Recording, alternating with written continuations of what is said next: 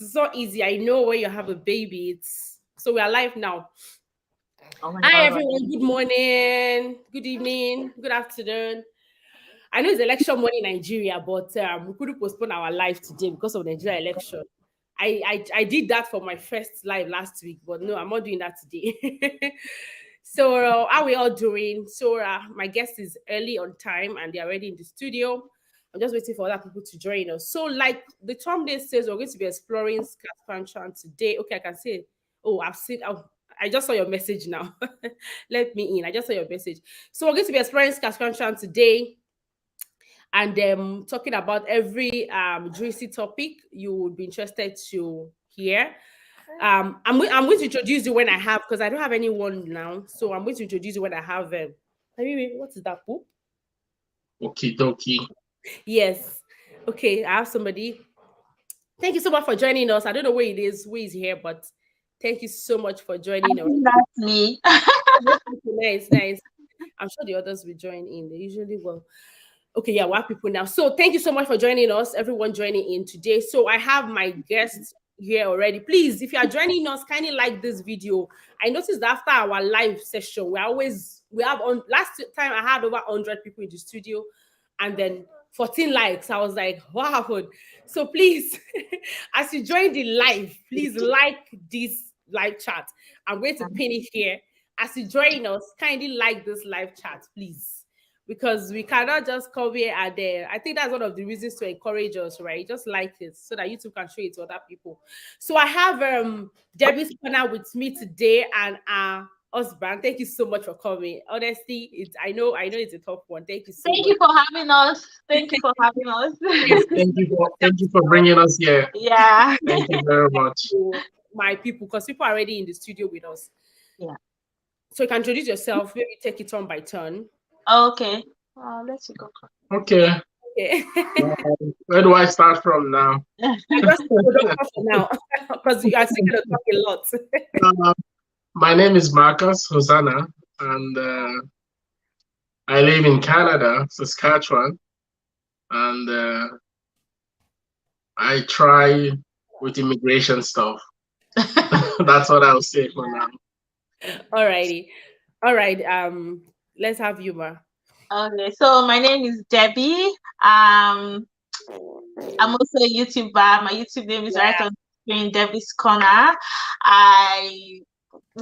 We do immigration as a business, and we are also as consultants. We stay in Regina, Saskatchewan. Regina is the capital, but it's the small city of Saskatchewan. It's not very small, but people think it's a village. So, but yeah, I mean. Yeah, we're just here today to share our knowledge with you guys, and in a nutshell, that's just us. So, yeah. Thank you so much. Oh, so you have a consulting firm for immigration? Yes, we do. It's called International. Oh, that's very good. That's very good. We would explore a little of that. That's very nice. All right. So actually, I'm very excited about this live because it's the first time I'm having couple in the studio. So I'm really excited about that. They are my first celebrity couple. So thank you so much for coming. So as usual, I'm going to ask them my questions, and then when we have questions, I mean our audience, you can always drop them, but not now. Because if you drop your question, I might just miss it. So it's okay I have a nurse here. I'm going to add that to the stream now. Hi, good morning, Nurse Tolu. How are you doing? Hi, good morning. How are you today? She's in Regina too. She's a nurse. Oh, good morning. Good morning, nurse. Good morning. What's your name? Tolu. Tolu. Nurse T. Yeah, my name is Tolu. She studied nursing in Regina, so I just thought it'd be good to have her around. She can.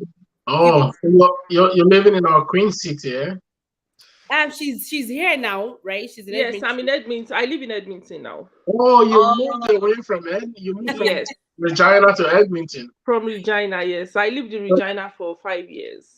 Wow. So you left the Queen City. Really? Is that the Queen City? Yes, I still come around once in a while. Regina it will always be home to me. Absolutely. I agree with you. It is home for us now. I But know. honestly, I think you really tried in Regina, Mr. Marcos. I stayed there for 11 years. Wow. It is So for you to really tell me why you are there for 11 years. a lot. Now, Steve, please introduce yourself to the house. Introduce yourself to our viewers at home. Okay, so my name is Tolu. I'm an RN, and yeah, I graduated from the University of Regina. It's actually a collaborative course, so Hmm. they call it SCBSCN, Saskatchewan Collaborative Bachelors of Science in Nursing. Oh, So wow. it's a collaborative course between U of R and Sax Poly.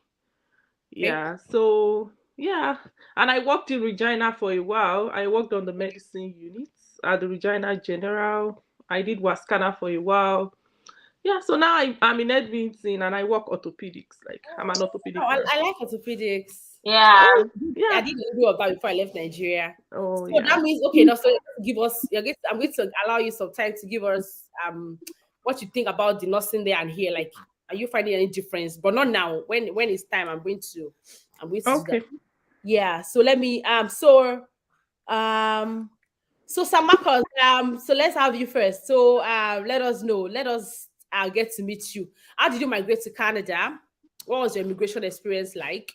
I usually like to start with that, just perhaps we have new people joining us. It's okay. Um, I would say my immigration experience has been awesome. It was a smooth journey 11 years ago. It wasn't planned, Yes. but it's something that was dreamed. That 11 years keep. You keep ringing it. When I It look keep, at Scotland, the little time I spend, I think I like the fact that things are not far from each other. I like that kind of life. yes, It's small and yes. just Yes, I love it. Like I can even trek. Like if I don't want to take Yeah, yeah. you could just drive around the city within less than 30 minutes. You can get from one I end like to one that end. aspect. I like that aspect. Like And I it's don't very spend a lot of time on the road. mhm. So, like I said, it was a dream and it came true. So it wasn't a difficult one 11 years ago. I'm pretty sure if you're familiar with Canada, 11 years ago, they're pretty much looking for people everywhere to come to Canada. Yeah. I didn't really struggle for it, but when the opportunity came, I jumped into it, and the next thing I knew, I found myself in Canada. Canada. Came for school. Canada is a beautiful place, but when it comes to Regina, it was a very small city, And I'm this kind of person that always keep it small for myself, keep it Okay. quiet, make my life easy. So I didn't had a choice. I only knew it was Canada. I didn't know there was a province called Regina. I didn't know there was another province called different kind of city, like Saskatoon, Edmonton, Calgary. No, I didn't know. All I knew was you're going to Canada. Who's in Canada? Where's Canada? Am I going? I didn't know. But I came, and when I came to Regina, Saskatchewan, it was very difficult to pronounce Saskatchewan, but we tried Yeah. our best. That's I Saskatchewan, Saskatchewan. what did you study at the University of Saskatchewan? Economics, and then we finished from there. There was so much contemplation of moving around, Canada, going to different places. Though I've traveled around Canada, but it wasn't one of those things for me to move away from Regina. Like my friend will always say, we'll travel and then we'll come back. This is home for us. You know how you travel from your city back home in Nigeria, right? I'm going to my village in Christmas time. So we made it our home. So when we travel out, we always come back home. So and then this place was a small place for us. It was easy for us to go in and out, back and front. Yeah. And then we built relationship here. We had families here. We places that were called home, like our place of worship. We Mm-hmm. began to grow community. So we decided that this was going to be a home for us. And then You decided as at that time. I decided this was going to be a home At that time. especially when a lot of your friends were like, "Oh, I'm going to BC. It's beautiful in BC. I'm going to Calgary. I'm going to Toronto." But I decided to stay here, and then when the time for the opportunity to apply for permanent resident came, and So how which many years did it take you to apply for foreign after your study? it took me about 6 to 7 years. Oh, I don't Because think. then you have to graduate, and then you have the post. You need to get a postgraduate work permit, which gives Yes. you 3 years, right? And then you have to, work with your employer for at least 1 year, and Wow. then you have to apply on the second year, and then it takes you about 18 months, right, for you to get your permanent resident, which is about 2 years gone already. And then when you get that, then you have to wait for another 2 years for you to apply for citizenship. So when we saw all these opportunities coming, and then I had to jump into it and then follow the process.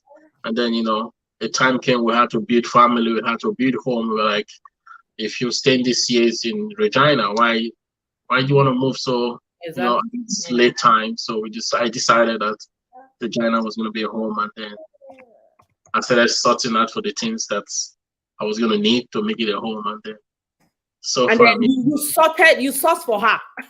oh, I think it's the other way around, but we're getting there. I think it's different. It's different. Oh, really? I would like to hear the gist. Would like to hear the gist.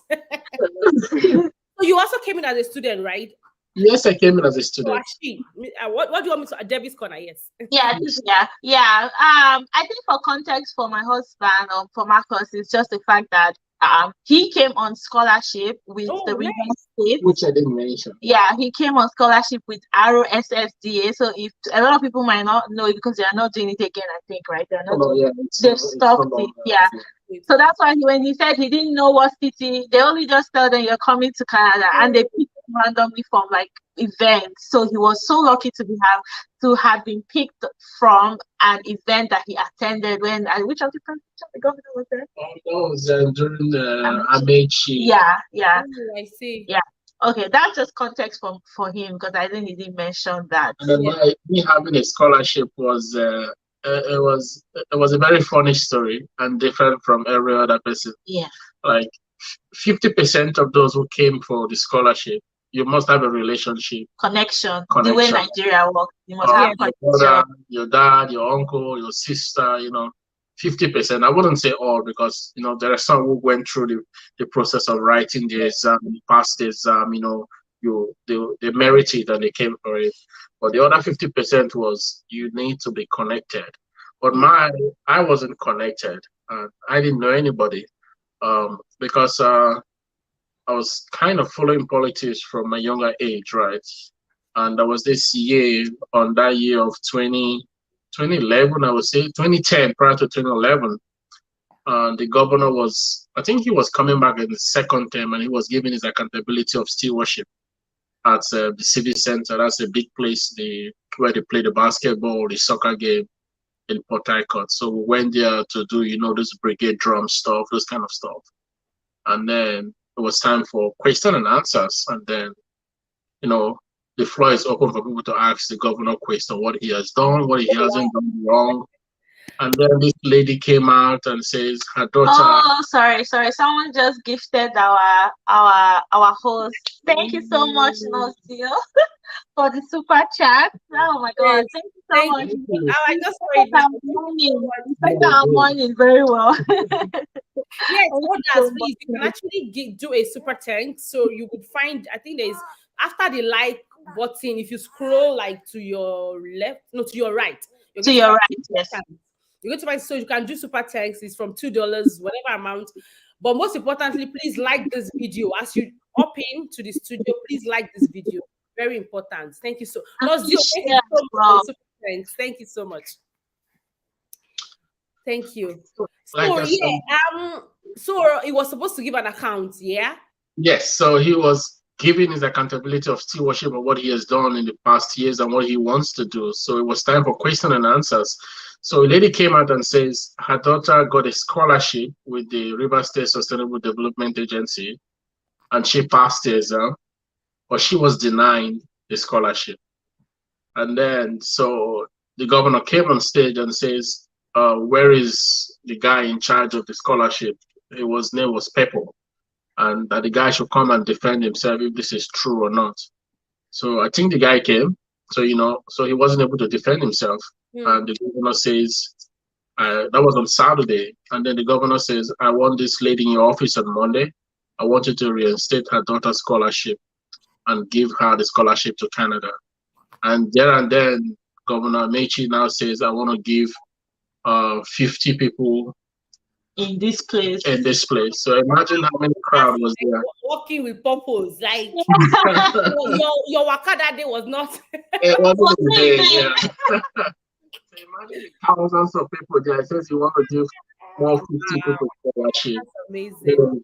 You see the crowd that was trooping out everywhere. So and he said, don't rush. I'm going to double it to 100, Wow. which he did. And then I didn't even struggle for it. I didn't rush for it. So I was right in the front because of the opportunity I came with the brigade drummers, right? And then police, the SSS, the barricade everywhere. You can't even go front, right? Because of the dignitaries that were there. So, and then one guy was one of the security guy. I don't know who he was. I hope I could still find him, or maybe one day if you stumble on this video. He was like, why are you standing there? Why are you looking? You don't want to join? And then he opened the gate for me and I went inside. And then they handwrite everybody's name.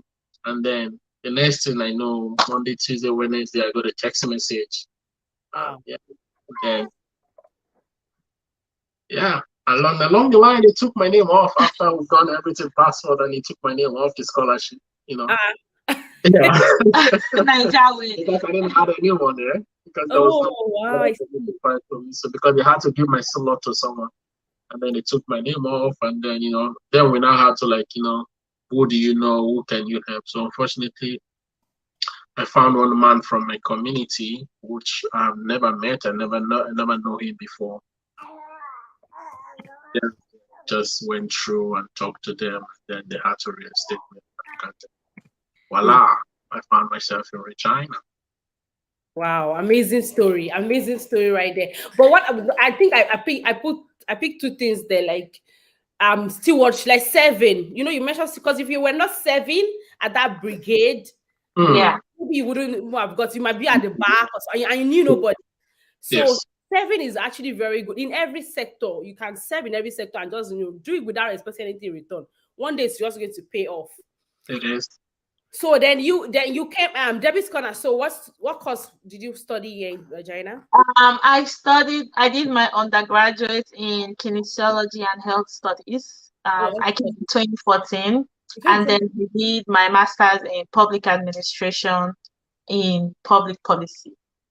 Wow, amazing. And so how was it like for coming to Canada? Did you have any connection for me, it was more of my parents sponsored me when I first came, my first semester, and then after that they were like, you're on your own.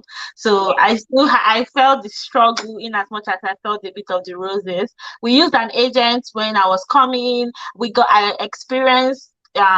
I experienced what people say, oh, this agent duped me, or this agent took my money. So this agent duped me and took my school fees of almost 15K. When I got here, they said I couldn't take class. But anyways, I came, that's another story from another time. So I came as a student, 2014.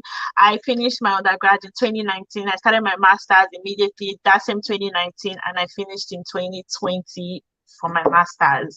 And I did all of this in Regina. So in a nutshell, yeah. Amazing. So Nosolu, did you because you mentioned a program, so was it is it a bachelor's, and did you put it from Nigeria? Like, did you do like the normal students, or was it like when you got here, it was a special program you had to do?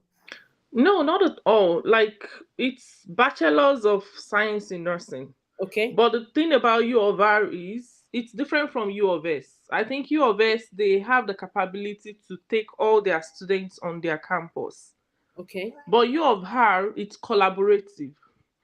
What I mean by collaborative is you take classes in Sax Poly, you take classes at the U of R, but it's still bachelor's degree. You know what I mean? Okay. So it's bachelor's. I was not a nurse back home, so I had to start from the scratch. Oh, you were not a nurse back home? No. Oh, I see. Mm-hmm. But you had a bachelor's when you came into Canada? Of course, I had a degree. So it's like this for nursing. You have three options in like in U of R. That's what I know. I don't know of other universities. So you can actually do the after degree nursing program. Yes, we have it in Alberta here. Okay, so the after degree nursing program, you take some courses, some prerequisite courses. The only difference between after degree and the 4-year course is that you are not going to do your 3 electives, because you're going to choose 3 electives from any. It could be yoga, kinesiology, anything. So you don't have to do those 3. They will take it out of your degree. You know what I mean? Like Yes. the degree from back home. Okay. And then you have to go to school all year round. Spring, summer, you are in school. Then you spend 2 years after doing all the prerequisites. You still have to do some courses, I think, Yes, I bio, have a video. whatever. I have a video on that. So she's talking basically about the after degree nursing program. If you check my YouTube channel, it's there. I have 2 videos on it. I did a live On that. Okay, yeah. So I did that's a how live you. with somebody. Then the normal 4-year course. So that's the U of R don't on our certificate it says U of R, University of Regina, like bolded, then Sax Polion. So it's a collaborative course. They call it SCBSCN. Oh, Yeah, okay. so it's the normal But degree. it's for people that would be for people who have bachelors before, not for those that as coming as a maybe. No, if you have bachelors before, you do. If you want to use your bachelor's degree, you do the after. It's optional though. It's You optional. do the after degree, but if you don't have bachelor's, even with, I think all you need is your O level. Yeah, WAEC, and then you can do the actual nursing. Exactly. So you do your normal 4-year course. So it's like that. But because of the intensity, because the after degree, you are in school during spring, you are in school during summer, no break, you can't have a life. It's as simple as that. So most people, even with their degree, they still go for the normal 4-year. But you have another option to fast track, which was what I did, because I eventually spent 3 years instead of 4. Yeah, Okay, so when we got to fast track. 2nd year, yeah, because I think for the ADMP, it's just 24 seats at the U of R. So they had 24 more from the 4-year program. So they will just tell you, oh, the cap is, if your GP is so, you can now fast track, you can apply for the fast track program. So they'll take 24 from the 4-year program and add to the ADMP. So at the end of the day, you spend 3 years. So that was what I did eventually. Yeah, so that's how it Sorry, was. Mr. Marcos. Sorry. Thank you so much for coming. So tell us, how was it like? I'm talking Debbie's corner now. How was it like copy as a student? Like you can take turn. Maybe your husband goes first, you go first. Like feeding, accommodation. So, Mr. Marcos, your scholarship, did you cover accommodation, or you had to source for accommodation yourself? They were enjoying. Our first year was smooth. It was good. Not until when the governor, his tenure was due, then he had to leave. And so when the next governor took over, Governor Wike took over, and then he said there was no fund available for him to take this much students studying abroad, right? And then he gave the option of, since he cannot continue, that everybody should come back home. Wow, come back home. Yeah. We'll start doing 5 jobs. I'm not going anywhere. So, some of us, it wasn't okay with us after seeing what life is here, going back home. And then we decided to stay. And then, we decided to, the good thing, Canada was a place where you can work as a student, not changing every day. So we had that opportunity. So we had to struggle, take class, take break. So at that time, University of Regina was so good to us. We had to do instrumentally payment. You can talk to them and they understand. So yeah, so our second year was good because he paid everything that we need, stipend, everything, accommodation, textbook, tuition fee, our first and second year. But the people that came in 2008, 2009, they enjoyed it. They finished, they graduated because it was good, right? But when the governor had to go, the next governor had to come in. We understand there was no fund available, so he said it right. So for so many of us, we decided not to go back home. We decided to stay, sort of away. It took most of us longer to graduate, which was okay because the University of Virginia gave us that privilege, having found what's going on with our scholarship. So we took advantage of that and then we stayed and able to to get a job. You have to work in the night and go to class in the morning, Yes. go to class in the morning and go to work in the afternoon. So everybody was just up and running, and then took a longer time, but the end of the story matters. Yeah. I think someone's asking a question. So Kowat says, which state is that? I think he mentioned it before. So he's talking about Rivers State, Port Harcourt, Yes. when Amechi was still the sitting governor before Wike came. But they are no longer doing the scholarship again. So yeah. God. Okay, yes. So Debbie, how was it like for you working and schooling, right? For me, when I first came, I know my parents are like, "Oh, I should not work for that first semester of like, get used to the system." But again, because I had met my husband, immediately the first day I landed this country was the first day I met him, and that was the first day I crushed on him. So, but by the side, Wait, that's my did you know you were coming to Saskatchewan? You met at the airport. Okay, wait. Don't let me rush that. but that's by the side. We'll come to that. So I think I started working. Obviously, I started working. My first job was housekeeping at the University of Regina. So I was there as a housekeeper. I didn't really care what they were paying me because all I know, I wanted to just use the money to just flex, buy food and buy shoe because my parents were doing the other My food expensive stuff.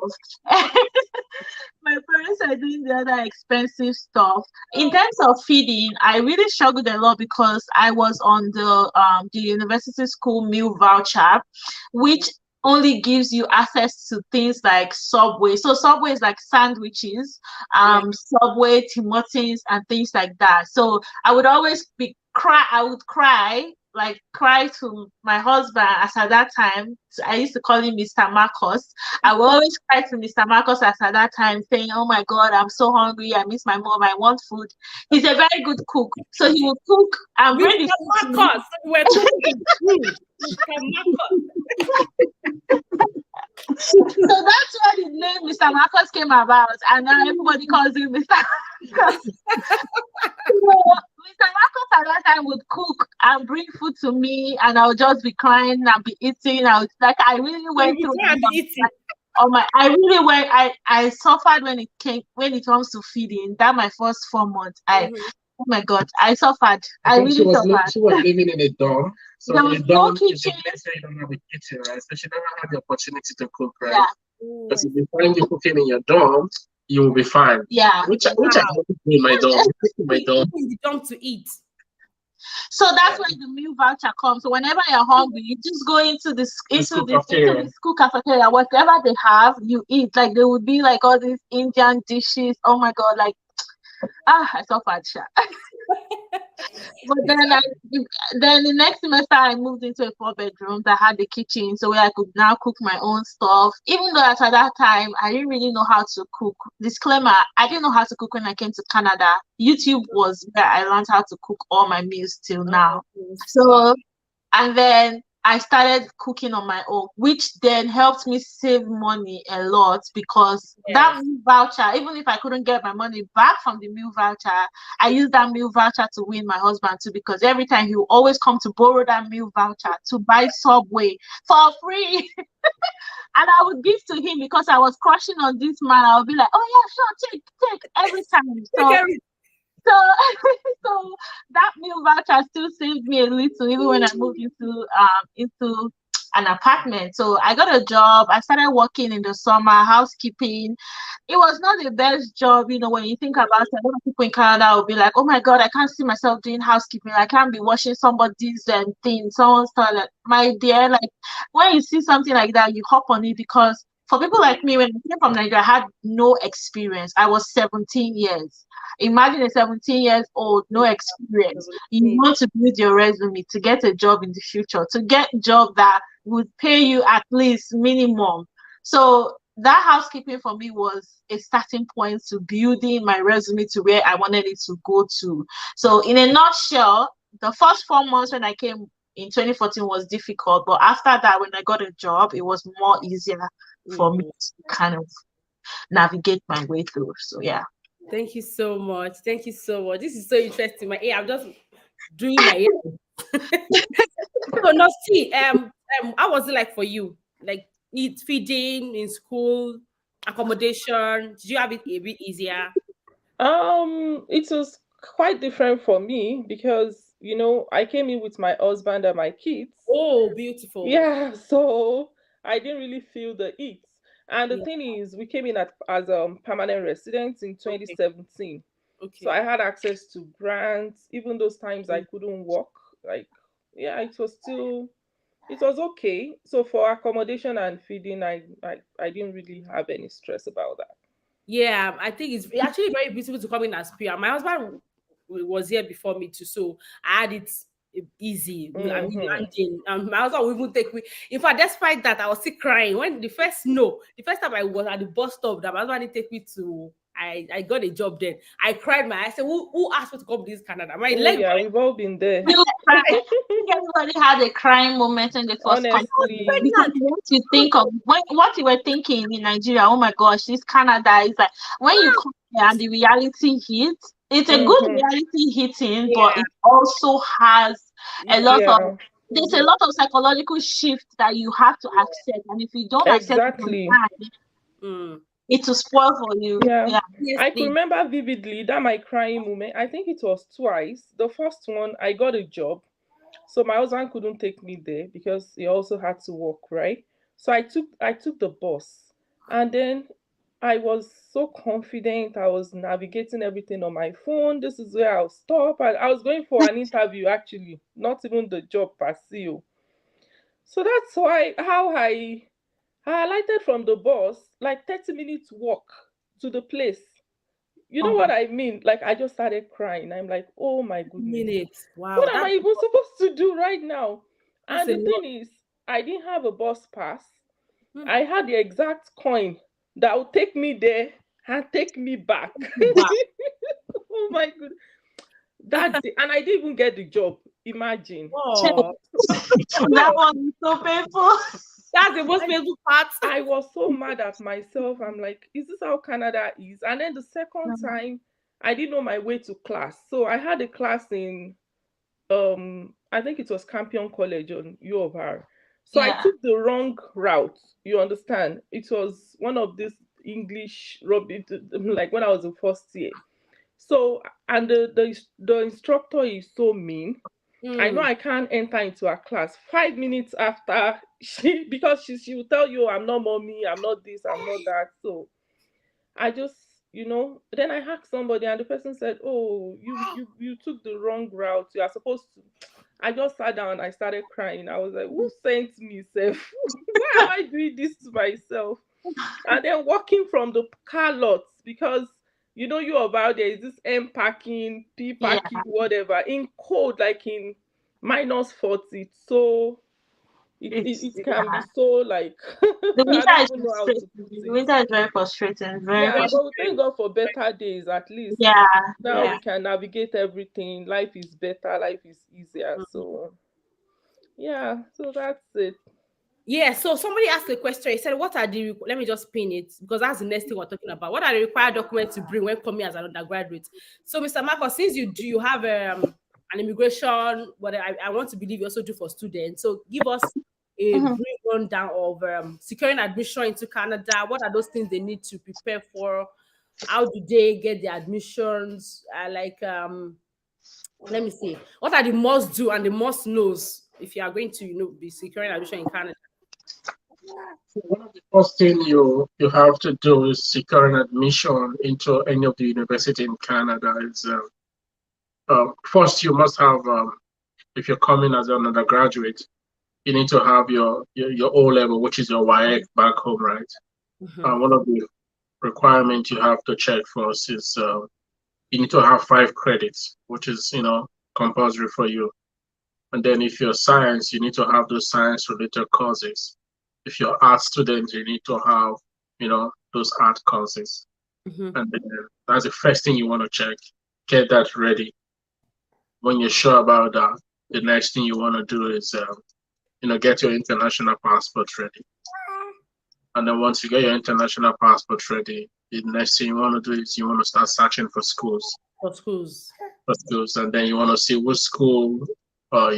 takes the kind of course you're looking for, Looking for. and then when you find out, the next thing you want to do, you want to research what's that city like where the school is. Is it expensive? Is it less expensive? Mm. Is it a place where you think you can go, you can easily fit in? Do I know anyone in that city? Or I Yeah. don't know anyone in that city? That way you can get a helping hand. And then when you get those ready, and then you go ahead and apply for the school, and then upload all your documents, your passport, they will ask for it. Your YX result, they will ask for it, and then you will need a YX crash card, a Oh, new do one. you see that currently? Yes, you do that so that way they can verify The YX your results. YX Oh, result oh, I see. online. And then once you do that, and then you've started the process with the university. And then you give them about, some schools takes them about 2 weeks. Some schools it takes them about 2 to 4 months, depending on the kind of volume they have for those who apply. And then if you qualify, they give you the admission. You're happy, and then the next thing you want to do is to secure your admission by paying the acceptance fee whenever it's applicable by the school.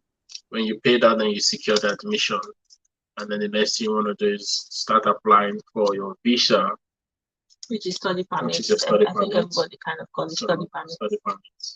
And then, so the documents that you will be needing will be documents like bank statement, bank statement. Before we used to do, you have to go to the bank, get a hard copy.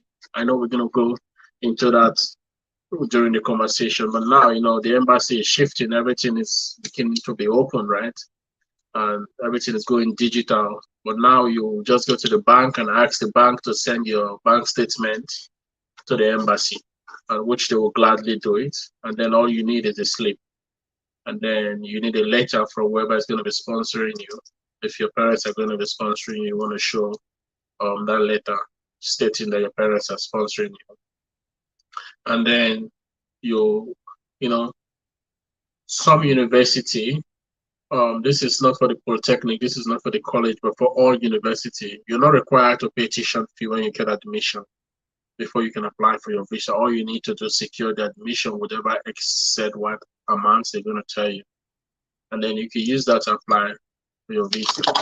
But it's always recommended that you pay tuition fee, right? So that whoever is going to be handling your immigration papers can see that this person is actually serious. Money has been deposited, school fees has been paid, so everything will be like check, check, check. You know what I mean? So, and then you will need a police clearance also, and then you do your biometrics. You go for your medicals. So there's a whole lot of stuff that's going around that place of doing visa. If you're not careful, you might just miss something. So that's why it's always good to get someone who has done it before, who can guide you. Or if you have the money, you can give an agent, people like us, people like me, who can spend that amount of time to make sure all that is needed need to be done for you to get your visa. But there's a lot going in during that visa application process. And, you need to write a letter stating why you want to come to Canada, what you're coming to study. You need to package it very well. So when the visa officer is looking at your application, it's just easy for him like this, check, check, check. Because it's frustrating for a visa officer to open your application, and then this is why most people get rejected, because the visa officer is always not happy when he finds that something is missing, that he has to tell you to bring one document, that kind of a thing. They don't like delay. They don't like putting stuff hanging. They just want to see your document is like check, check, check, check, check. They just give you a pass mark, you go. But some people, they don't have the right document. Some people, they require amount that is needed to be in the bank is not there. Some people, the medicals, there's always one story or the other. Some people, your letters is not well prepared and organized. So there's a lot. If you have the money, it's always best that you find people like us and then allow us to do your job. Or truth be told, education in Canada is not cheap. Yeah. So one of the problem I always see with my clients is okay. Let's hold on there. So that's the process where you first find the school, apply, get your passport ready, get your documents ready. The next thing, once you get your admission, the next thing is to start applying for visa application, which is your study permit, as everybody can call it. If that makes sense. We can't hear you. We can hear you. To mute because of my son. Oh, okay. An Instagram page or business page that if people want to contact you for their studies in Canada in Saskatchewan. Yes, so you can find us. It's called Jumac International. It's on Facebook. Okay. Yeah, or you can find me on Instagram. Tell that in the comment section so that people can see it. Okay. Oh, okay, sure. Or you can find me on Instagram with my name, Hosanna Marcos. Okay. Or you can find me on Facebook too with Hosanna Marcos. I'll get your Instagram link and I'll pin it on my story after the show. So you can check after the show, check my Instagram story. I'll have his page right there. Oh, okay. And then you can even text me too on my phone number. I know those in Nigeria, they're always good with WhatsApp. And you can anybody I think Instagram will be very good because you would see it to respond immediately, but WhatsApp you might not respond immediately. So Instagram is always the best. Okay. Or you can do email is just Instagram, let's just be honest, because people always will check your Instagram. Instagram would always remind you. So yeah. So okay, Nostolu, this person is saying that about going to nursing school in Saskatchewan as I think she's out. Okay, as a PR with a post-secondary course. Adebi, what do you mean by post-secondary course? Exactly. Is she talking about degree or like diploma? Adebi, Faith, can you rephrase your question so that I can take it? So now we're going to be talking about the love story. Who is excited? Who is excited? Let's go first. If people don't tell me about how excited you are to hear this love story, I'll tell them not to say it. We'll keep talking about Okay, let me get myself ready for this story. I need to know you're excited to hear the love story. So let me know in the comment section that you're excited. If not, I'm going to tell Mrs. Osana not to say anything. Oh my God. Yeah, they actually have a daughter. I think he's going to check on their daughter. I didn't know they have a daughter. They have a daughter. And we have a 4 months baby. 4 months, yeah. Well done. Thank you. That's why I said thank you so much for coming. So Adebi, if when you rephrase your question, we would answer your question. Okay, so give us the gist. That was it like tell us a bit of I think first of all, I think there's a part I was just talking about dating, because that also kind of draws down to the whole gist as well. So when I was coming to Canada, I didn't have anybody. Like, I'm the first of my family members to drop feet in the country, so I don't have anybody, any friend, any family, no connection. Literally, like I said, it was just an agent that suggested Regina and kind of came. So I had difficulties finding my accommodation. So I contacted the UofR asking them, I'm coming in. Do you guys have any provision for like transportation from the airport to the hostel or to campus, which is where I was staying? And they said, oh, they don't have, but they had someone that was in charge of international students. So at that time, my husband was the president of international students of the University of Regina. So so they connected, gave me his email, and then I emailed him. I remember when I was sending this email, I was like, I don't know how old this person is. So if it's somebody that my dad was like, you will not put Mr. You won't put Mr. You will not show your respect from this email. I was like, okay. So I said, hi, Mr. Marcos, explaining that, oh, I'm coming in, I needed a ride and all of that stuff. And he said, okay, he would pick me from the airport. That all I have to do is when I get to the airport, just walk down. When you come to Regina, you'll see where it says welcome to Regina. Just basically, he said, just come down and just wait there. So we then figured out that my accommodation was not set up. They needed to make payments. My husband was so generous enough to make that payment on my behalf for somebody that he doesn't know, that he has not even met before. Did you send him money to make the payment, or you No, just I didn't send money. The plan was that okay, if he helps me, or if he does, I will give him in cash because obviously I was coming with USD since it was very hard to get Canadian dollars in Nigeria at that time. So when I came, for me and my sister came together at the airport and we were coming down from the escalator. I was like, "Ah, this place is beautiful, it's small, you know." And then I saw him just standing by the side. Mind you, I didn't even know that he was the person picking us up. And so I just coming down, I was telling my sister, I said, ah, that guy with beard, with bow head. He's sitting very far away, so you can't really see the bow head. He's like down. So I was like, ah, this guy with beard and bow head. I don't like beard guy, but this one is catching my eye. 17 years. Yeah. I was like, still, this is my first crush. He told me to focus on school. I'm already crushing. So we're coming down from the escalator, and my sister was like, "You're already looking at man. This is why they're sending you to school." Okay, oh, okay.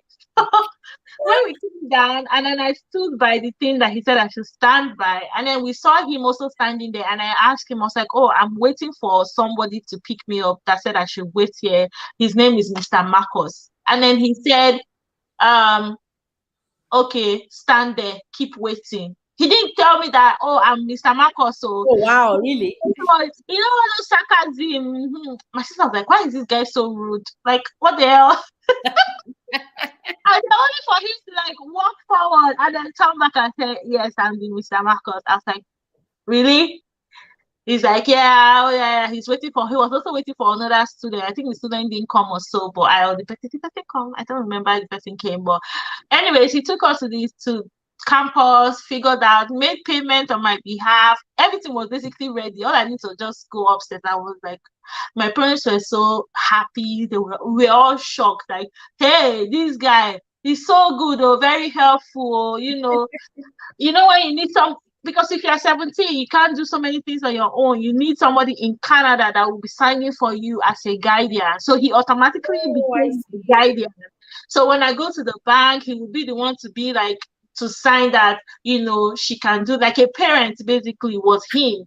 So, and I was crushing on him because when I had seen him, so I was like, this guy is really helpful, so nice. My mom would be like, be a good girl. I was like, I'm only 17, you guys. But anyways, so I think where I finally was like, you know what, let me just this relationship thing is not, that's not why we're here. We was there. I think which is something we also talk about as from the questions is that you need to build a community, because I think also saying that I was crushing on my husband, I also needed to have a community, which is like a church, depending on the religion that you are, because in the time when you need help or you're striving or you're sick or something, those are the first people that you would kind of relate to if you don't have friends yet when you arrive Canada.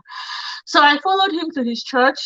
At that time, I followed him just because I was crushing on him. Honestly, I didn't really follow him because of God, or like I just followed him because I was like, you know what, this guy is not because of God. Because of man, I followed him to church. So from there, he just again guardianship continued. He was dating at that time. I was just crushing my way into crushing. And I finished school, I finished my undergraduate, and then I think we kind of just explored and just like, we've been friends for over 4 years. And then, he asked me to marry, and I said, why not? I would. We were friends for almost 4 years. You didn't tell him anything. Did you tell him your feelings? Did you tell him anything? No, I didn't tell him, but he knew. You were not scared that he might find somebody else. He was actually dating when I met him in that 2014. He had a girlfriend. No, he was dating Noah. No, now I didn't tell him. I was only telling my friends that would be like, "Auntie, remove your eye from another person's man," that kind of thing. But yeah. Oh, that's really awesome. So, but so he never knew what, even when he asked you to marry, he didn't know you had anything. Just okay. So he eventually knew. I think he knew already, but did not say anything, because I remember one time we were having a conversation and he said, I know what you want, but I want you to focus on your education because that is why you are here, So And again, I think I clocked 18. I was still very young. I was a small girl, very short, small, tiny thing, like very small. So it was not like I didn't want, I already told myself that I wasn't going to go into any relationship. So even if we were wanting to date, I would still not have dated because I knew like the most littlest things can distract me. So that thing I know could distract me from where my father sent me. I don't want his money to waste. So I was like, my head was still on the goal, which was the education piece. But on the side was just me still crushing and just, So when I finished my undergraduate, then we started dating and then we got married. I think 1 year after that, I was like 23 already. So yeah. So we had a whole long year of friendship, basically. Old So long year of yeah. friendship. So, So, Mr. Marcus, tell us your side of the story, because they say you cook. What was like you cook? But I think she have said a lot. So that's basically how it started. I didn't know her. I wasn't an agent. I was nothing. Then I wasn't into a full immigration. I just do this to help people. Okay. Wherever you are, wherever you're coming from, it doesn't have to be Nigeria. I Mhm. was the president of International Students at then, and then I was working with the international office, helping people out, and just whenever, especially the ones it's in Nigeria, the president of the international office, Harun, will always message me or text me. Sometimes he would just say, "Hey, there's a student coming. Can you pick her?" And then the next thing will be like, "He's a Nigerian student." So I always go there, help. If it is food, I can cook, and I was doing this right from the first day I came to Canada. I used to live in a dorm, right, whereby you can cook. I will Yeah. have this. I will have this rice boiler. Uh, I will use it to cook soup, cook rice in my dorm, and then my friends will always come. They will eat. So I think I was just so good at that. So I had to like push it forward. So when I got this email and says I'm coming to Canada, I'm a student of University of Regina. I replied the email, wait, meet me at the airport, and then when she arrived, I picked her up, and then we had to do all the payment and everything because haven't found out that the agent that they used took the money for Yeah, the the tuition agents fee, literally like the accommodation. it's everything. So that alone was a red flag. It was a Nigerian. I am a Nigerian. So I hate when people take what doesn't belong to Yeah. me from people. It's very hard. Imagine how much that was, being prepared. So, I had to go out of my way to the payment that I had to do, making sure the accommodation was ready. There was no string attached. There was nothing. And then she went in, life continues, schools continues. So, and then I had to like haven't found who she is, haven't found, her parents' background. They're both pastors. And I was like, oh, I go to Anglican church, so it was a little bit, Anglican Pentecostal. So I had to like invite she and her sister. They came to church, and then from there, and then they called it home, and then she started taking her classes, being that who she has to be, there was no string attached, no connection, nothing. It took us over 4 years, over Yeah, five it took years, us over about 6 years, I would say. And then there was nothing attached. I had a girlfriend then. Relationship was going very good along the line in the beginning. She wasn't anywhere in between my relationship because I knew I had a relationship before even she coming. So I did not even focus on what she was, looking at. But at some point, I had to tell her that even if anything is going to happen, it's not going to happen now because you have to go to school, you have to get a degree, and then you have to do your masters, you have to get a PhD. You have to be out there front. Yeah. Because relationship where I was then, my girlfriend, she did her undergraduate here, she did her master's here, she did her PhD here. So Oh, having that in mind, and I see girls who can actually go this far to a PhD. So my dream is that every girl that come across my way that I'm able to help, I will always push this in the front because then you need to stand up tomorrow, right? You can do a lot, you can earn more, you can be your boss. So I had this mentality of pushing girl. So at some point, I had to tell her that, see, your goal is education. Your goal shouldn't be what's even a relationship or whatever. So I was having my relationship along the line, and then things started falling apart. You know, sometimes what you were looking for along the line might not be what you would need at the end. So things didn't go very well at the end. So and then what? And then I realized that there was somebody who was patiently waiting. So that was like I was like in 2019 or 2020, and I realized someone was patiently waiting, and then we had to do the needful and says, what, I think it's time.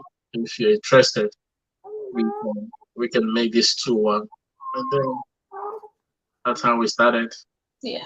And then, Amazing, amazing. Thank you so much. Thank you so much. Okay, so Mr. Bako, did you have any relationship back home before you came here? yes, I did have a relationship back home.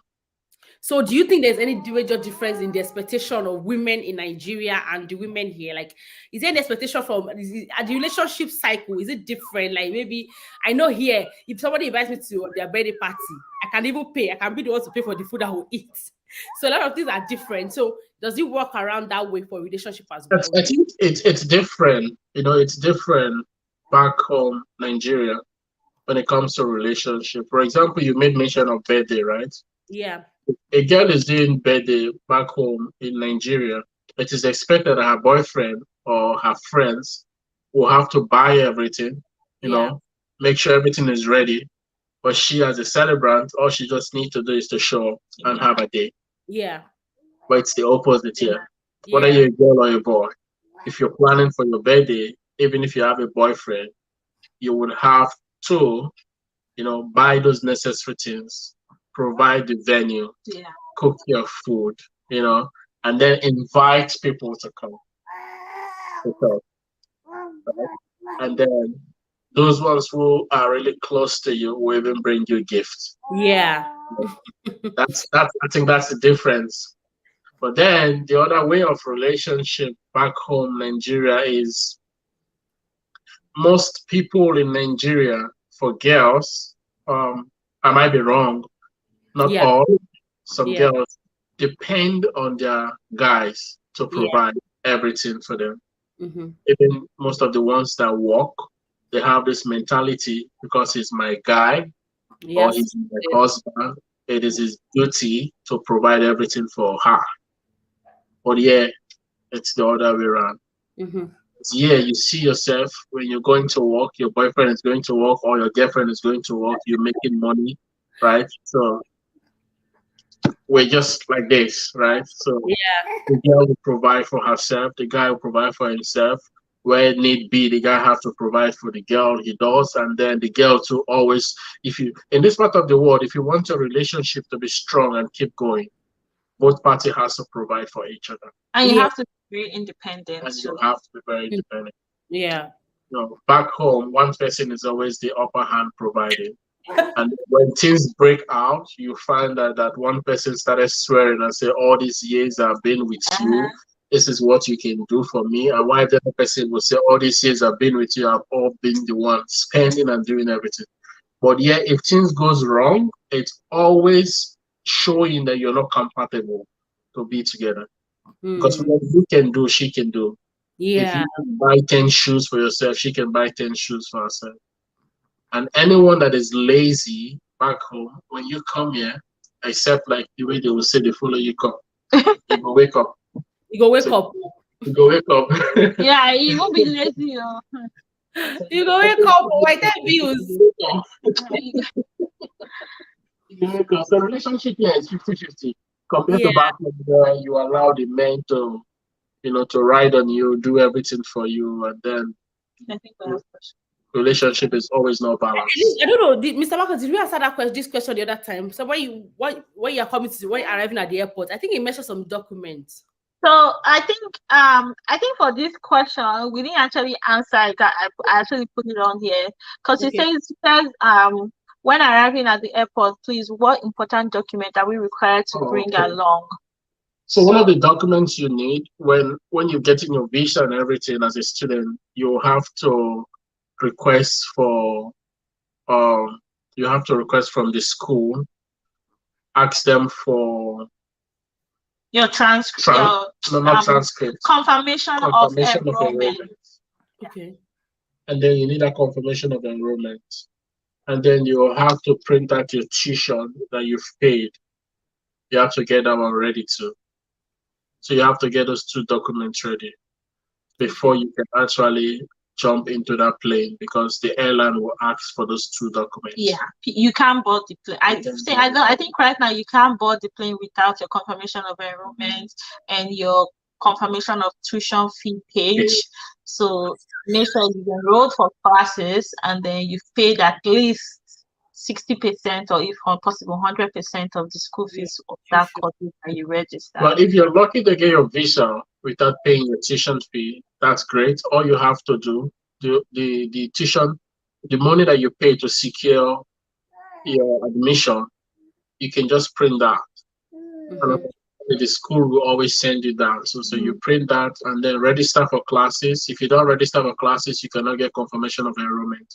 So you need to register for at least 3 classes when it is fall and winter. For spring, summer, you can register 3 or 1. So get those two documents with your passport, your bank statement. Also, you need your bank statement. That bank statement which you use for your admission to get your visa. You need that bank statement ready too. Because when you arrive Canada, at your point of entering, the immigration officer will, or some immigration officer will ask you for that. Yeah, some would ask. Some will ask, some wouldn't ask. And some you just walk past them, they just be like, where's the passport? And they stamp it for you and you're gone. Some will need details. So those 3 documents you will need them. And I think also just to add on the side is we know a lot of people when you're coming to Canada to study, you don't go back. It's 100%. 99.999 people never go back. So also please carry all your valid documents from Nigeria because you know you're not going to go back, right? Yeah. So don't leave it. Your birth certificates, if you have a house, your land, everything you have, your most important document, carry them with you so that you know that they are safe with you. They might not ask you, but at least just for on the side notes to always carry your birth certificate and things like that, because it's very important. And also you get your study permit on arrival. Some people get it before, but 90% of people always get it at the airport. So don't be in a rush. Take your time so that you will not pass. Anyway, you can't even pass without it.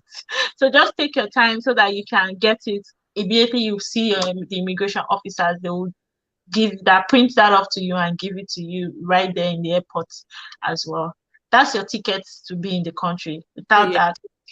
And then also one of the things that we find out during this our immigration process that we help people is some people when they come, they give them 1 year of study permit. Mm-hmm. Some they give them 4 years of study permit. Mm-hmm. So that's why I said your bank statement is always very, very important. Because when they see that the amount of money in your bank statement is not equal to whatever tuition fee you're going to be paying, they give you 1 year. Oh, wow. They give you lesser. And then you come in, and then after 6 to 8 months, you're required to renew that study permit. Yeah. Because they want to see if you can sustain it. Oh, right?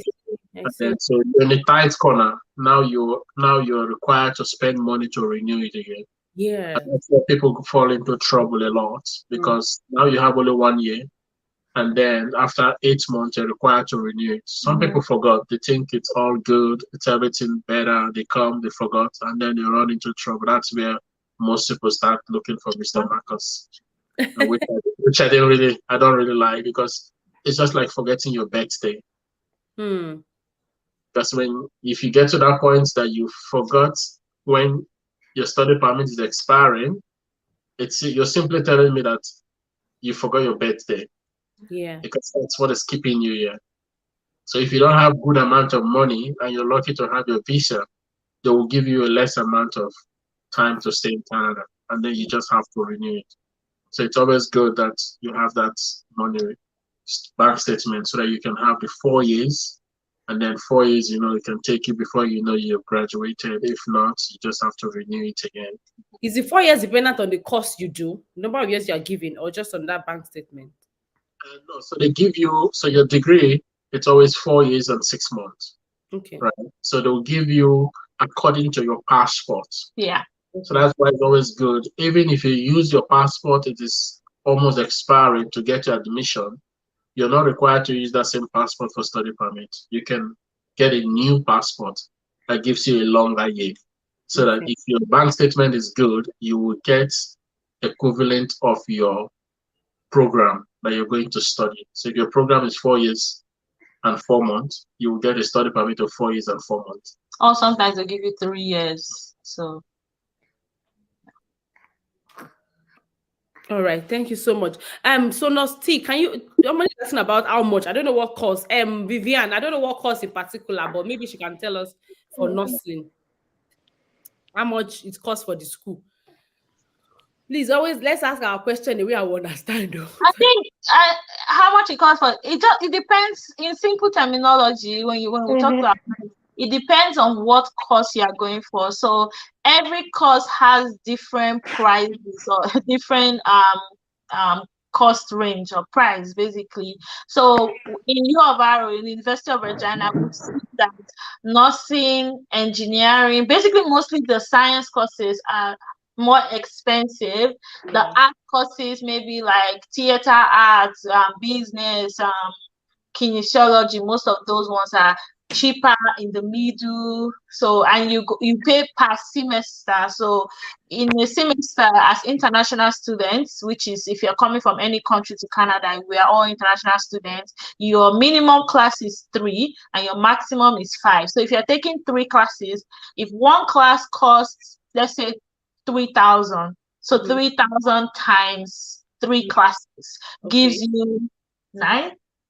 Yeah, Gives you 9,000 plus every other extra fees they will put there, health, all those little things, maybe total 12K, 12,000. But you convert that to naira or whatever currency in your home country would be, it would be up to million, So just estimate. just to add, Canadian University charges you per class. Class. So each class will cost you anywhere within 1,700 to 2,200. Which is 1,700. 1,700 to 2,200. Yeah. Depending on for the faculty you are.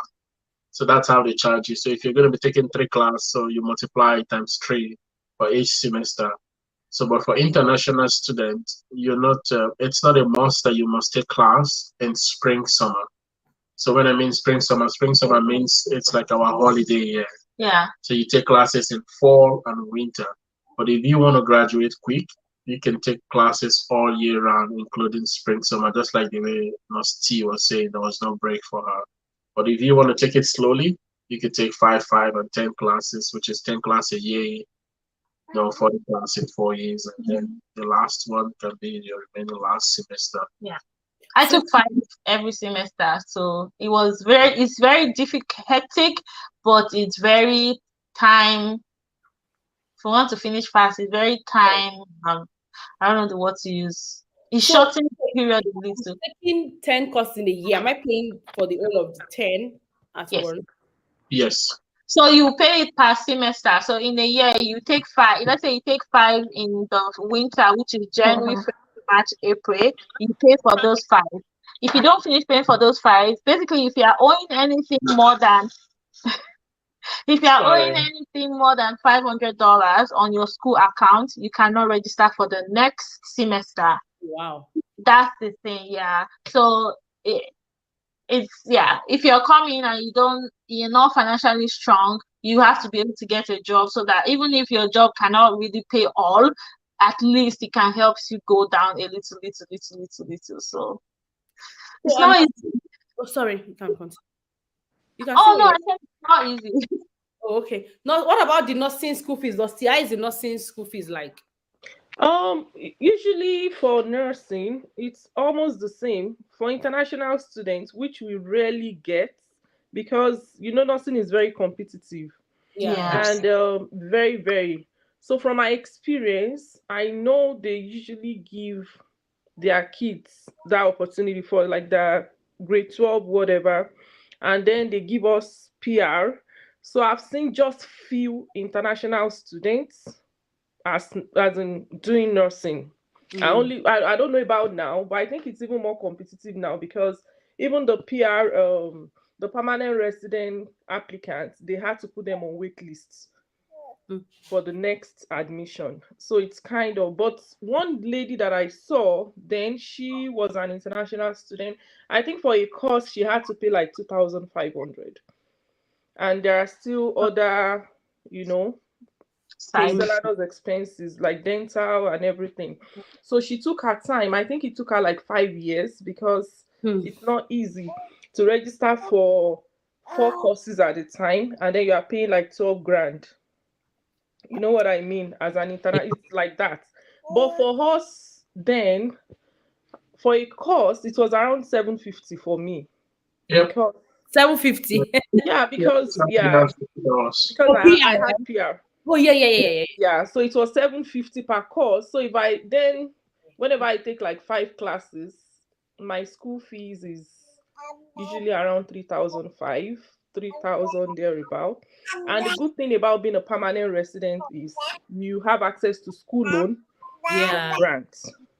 Yep. Yeah, so that's another advantage. So you don't even have to bring out the money from your pocket if you don't want to.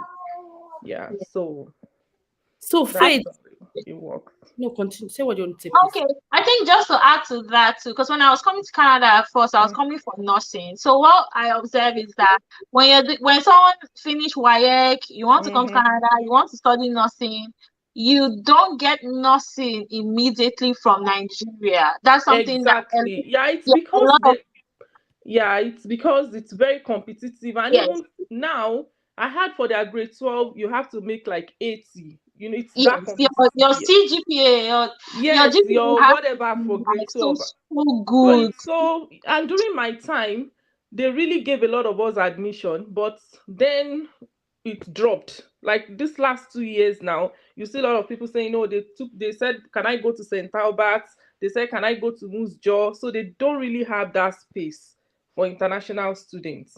Yeah, they don't. But Yeah, they don't. other smaller cities accept people.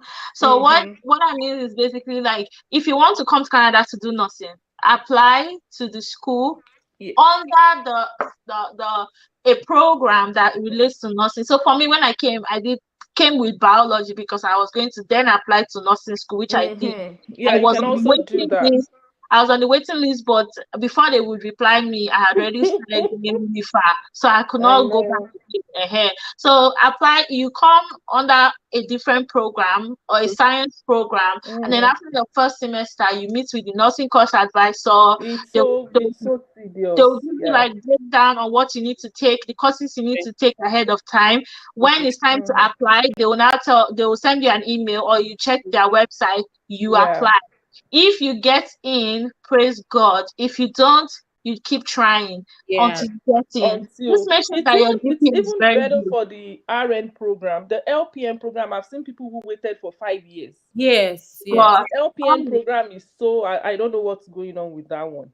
Mm. So well, people rarely get admission into the LPN, but with the registered nursing program, it's best, and you have a edge if you have a permanent resident Yeah. yeah. because they believe they owe you. I think so. Yeah, So nursing is very competitive. So please, if you want to go into mhm. nursing, be prepared to hit the midnight candle. I have friends that did it, and Yeah, I was still I going to know talk what they about went that if through. there's time Yeah, because I know yeah, what they went through. The I believe. clinicals, everything. So your GPA have to be 80 and above, or even Mm. 85 and above. I know. I know. Wow.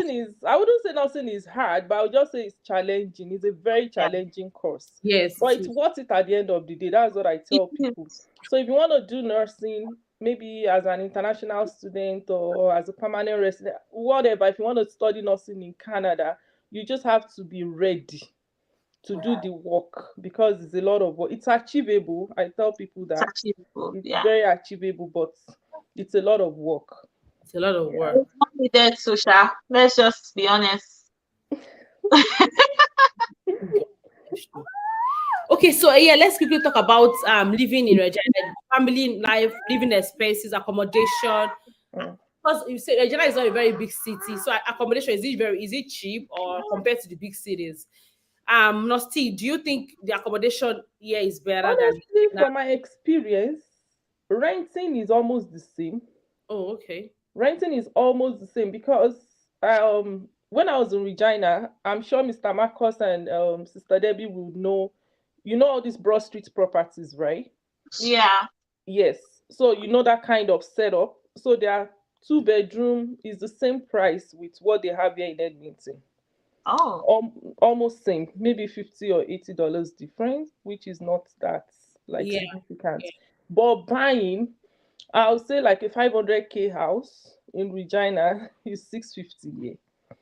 So yeah, so I think that's from my experience over the year because I've been here for like a year now. So that's what I just observed. But I think it's still better here in Edmonton than Calgary because Calgary is super, super And expensive. Toronto is the most expensive. Yeah, Yeah. and Toronto, that one is the Odogu.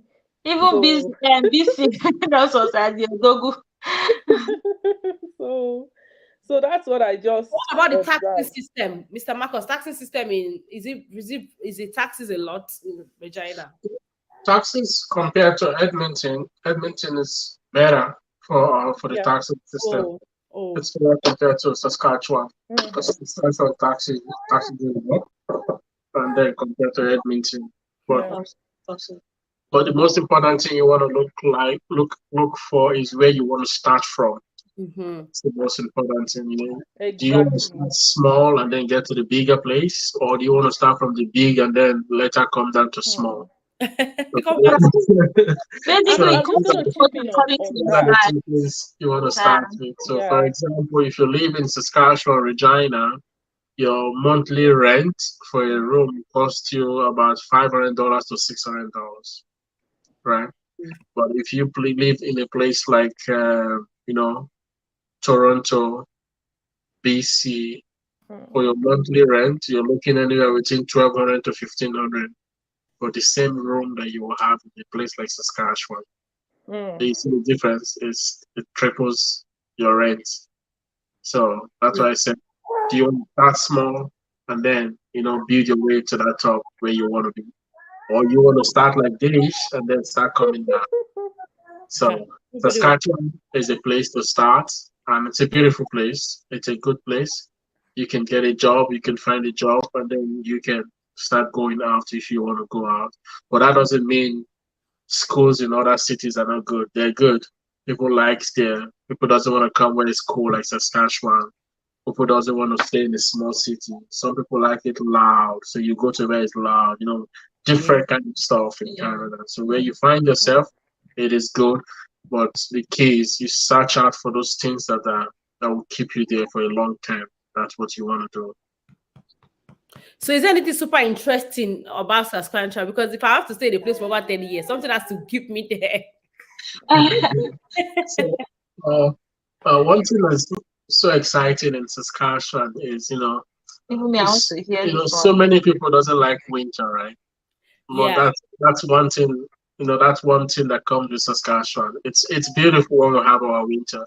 So that's why you're here. Is it Yeah. beautiful when you have winter? It's cold in winter. So Like other cities, when you have like -20, -30, Mm-hmm. they shut down the city.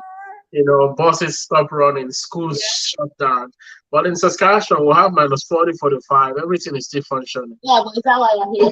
For the many years. But But Alberta is cold too. It's yes, almost water is the very same. cold. Yeah. Especially When if Ghana is cold, I think for me, for us, I think one thing that still keeps us in Regina is the community and the family that we Exactly. have. Mhm. My siblings are all here. My brother, my sister, oh, my mom, my dad. oh, your mom is here already. Wow. Yeah, yeah. So for him also, all those his friends that they all came with RSSD, they are all half of them, or maybe Oh two wow, percent that's of them are still here. And also when you have a job here as well, that you're also kind of comfortable, Mhm. the pay is good, and you will be there. I even think for when us, like while we have For us, why we haven't thought of moving is because we probably just haven't choose to take that risk of, looking for something else, something more even bigger, and then ourselves to Toronto, which we know that it's a big city that in that big city you still have to struggle again. Whereby we've already struggled all that struggle. Exactly. People first came years ago in this Regina. So imagine going to Toronto and starting from the scratch to, build. all of those hustle is just for me. I just I'm fine with Regina. I will stay here. How long has the process oversee as a graduate coming there to work? Do we understand this question? I don't know if I get this question. Jamie's corner, do you understand the question? Oversee. How long does it take in processing overseas as a graduate coming there to work? Okay. Maybe I think this person is probably talking about just coming after school to work under work permits. Okay. And is that what you mean? Yeah, the person is asking about the time frame, irrespective of work, education, permanent resident. So, if you're coming to work in Canada, the time frame that you're asking will depend on the job that you're going to find. Mm-hmm. First thing, you need to find that job. You need Yeah. to apply for the job. Mm-hmm. How much time it takes you to get a job, that we cannot estimate. Yeah. So you find the job, you get the job, and then you now talk to the company, allow you to apply, having a closed work permit. Then you apply to the immigration. So immigration will take you anywhere within 6 months to a year for a closed work permit. It can be longer, it can be 2 years, it can be 3 years from whatever we're seeing right now.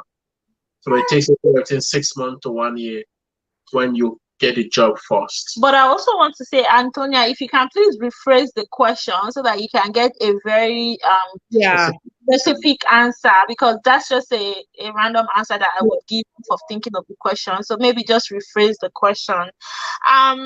This person, Tamamadi, I think one other lucrative course in Saskatchewan, even in Canada in general, not just even Saskatchewan, is there's nursing. There is anything social. There's social science, which would be like social work. Social work is also very lucrative. Like once you finish school, you get a job. I'm telling you, like all my people that Social work, right? Social work, very, very, very. It's also very good because there is always social issues. Canada has social issues like there's children that are taken from care. There's child protection. There's child protection. There's probation. So social work is also very lucrative as well. In the kinesiology aspects, therapists, psychology, physiotherapists, those people who do all those those they do it very well for the seniors. So that's also lucrative. Engineering is also lucrative as well, but it's just that people again engineer everything is you have to just smart for everything. Yeah, and don't forget IT too. Yes, computer science. The world is going. God. Even nurses now are looking at how to make their nursing. Trust me. Yes, so IT is like the highest that I've seen. IT is like the boboge. I think that's around and if the person also wants to like continue his or her career in accounting, you can it's also possible. There are professional courses. I know a lot of accountants in Regina who did professional courses, and they are thriving very well. Oh yeah, because all these government jobs, all this revenue payment Canada, they need accountants. The only thing is you just have to find the right people, network with people who have been there, who have succeeded in that career, let them offer you resources and things to do so that you don't really have to struggle. So you can also build on your career. It doesn't matter. A job is a job as long as you are happy with it. So just to add on that, every course is recreative. Whatever you study in Canada, exactly. You will. But one of the most important things that we need to outline in this is, whatever you study, you will find a job and you get a job. But don't just graduate and just find a job and sit down there, relax. If you need to take certification exam, Mm-hmm. if you need to upgrade, whatever you need to do to go beyond where you are, do it. Because every day people are doing certification, people are doing program, one course. It can be free, you can pay for it, do Mm-hmm. something that when that job is out there, you have those qualifications. And then if you're eyeing a particular aspect, irrespective of whatever you study, just go do your research. There are certification to take them, take this exam, pass the exam, then you'll qualify for those kind of job that you need. Mm-hmm. Whatever you study, you can fit in Canada, wherever you are. Yeah, whatever, yes. Thank you. So we should be rounding up shortly. How easy or difficult is it to get a job as a first-time student? I don't know what you mean by first time. Do you mean when you land in Canada? Yeah, I think that's what the person means when you just come to Canada and you're an international student. So I think it's not difficult. People makes it looks like it's difficult. But one of the key things you need to look when you come, look for those who are here before you. Okay. Some people make that mistake. They go along with their friends that they came the same time with them, the same knowledge, the same idea, the same way. And the struggle. So look for people who are here before them, who are working. They can help you build your resume. They can add, you can take off. They Mhm. can direct you where is employing, where they know you can get a job. Like me, when I first came, I didn't spend time going to look around for job. I had a friend who is my very good friend today. Where he was working, all he did he just talked to his boss, and his boss said, "Do Mm-hmm. your resume and call." So and I showed up one Monday and I gave him my resume and he asked me, "When do you want to start?" And I started the next day. So you Mm-hmm. need to look for those people who've been working, those people who can be helpful, those people who can tell you apply here, go here, drop your resume here, and then that way it's faster for you. But if you think you want to sit down on your laptop and just apply it online, Mm-hmm. it's possible. But you need someone to guide it through. You need someone to connect you to where you can find those jobs. So finding a job is not difficult, only if you don't ask the right questions. Yeah. Yeah. I think also just to add to that question, is that you need to build your resume very well. So a lot of people coming from Nigeria, when I first came, I didn't have a resume because obviously I don't have work experience. So if you need help navigating that first resume, you can send us a DM. We can Absolutely. work with you to His help business you. page on my story. Yeah, we can help you kind of work with you to create a resume from your work experience from Nigeria. Mm-hmm. Interview skills, you will need to build that. It most times you build that as you go to interviews. You've never been to an interview before, the first one would always be very shaky, and again, don't be afraid.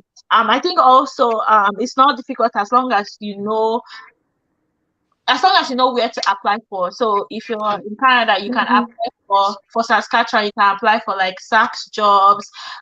We have Indeed, then Indeed, yeah. Glassdoor. There's a bunch of them. Again, Google is your friend. Research, research, research. Like, Mm-hmm.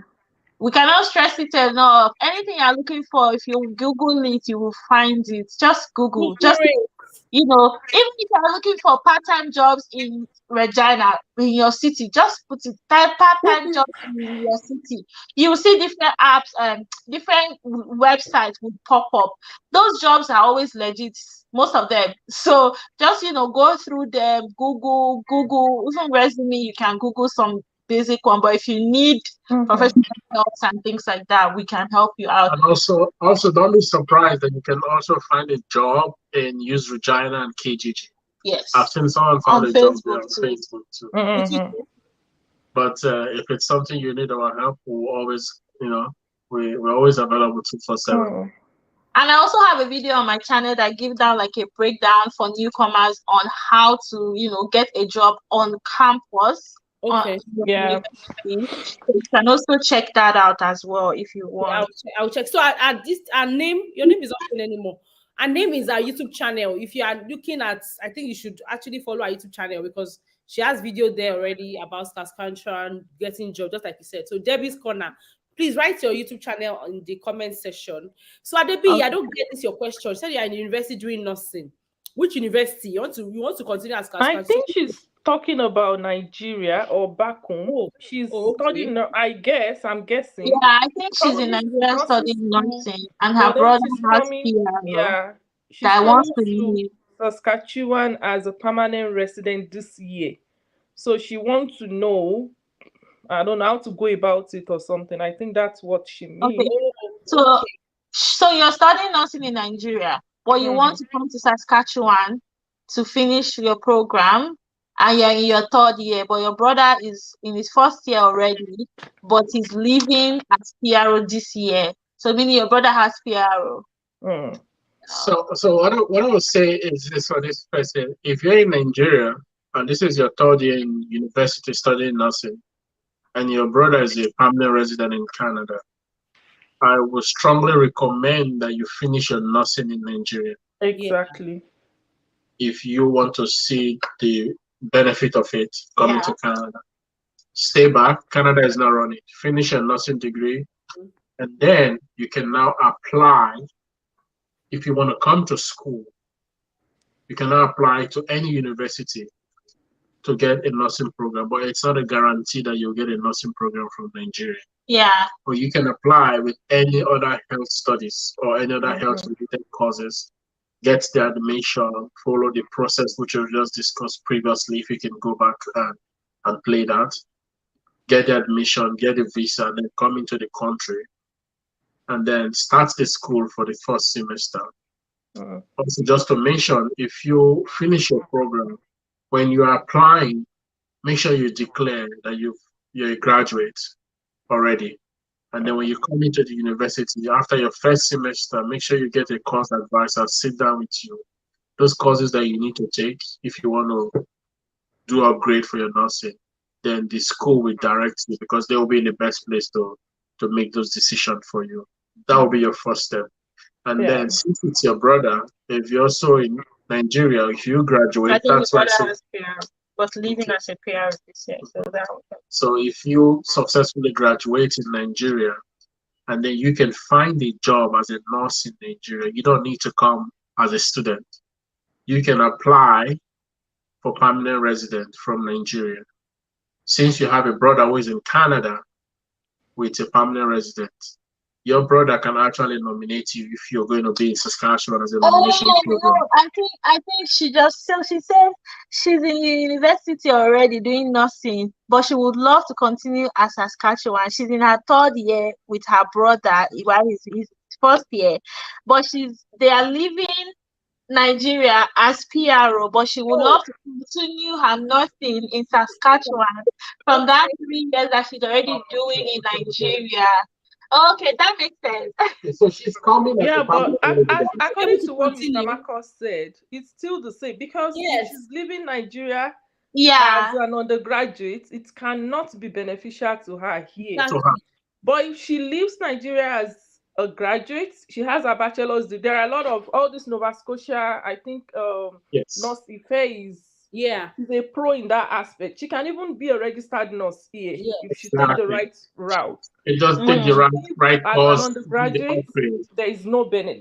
The best thing that can happen to her is if she transferred the 9 credits for electives, and she that's still what I has to wanted do to like a say. hundred and Yeah. And They also, might need the transcript for the 3 years that also, you did in Nigeria, and then Mhm. later that can carry over to slash out some of the courses in Canada might work for you as For well. nursing is just those 3 electives. They but are not that lenient.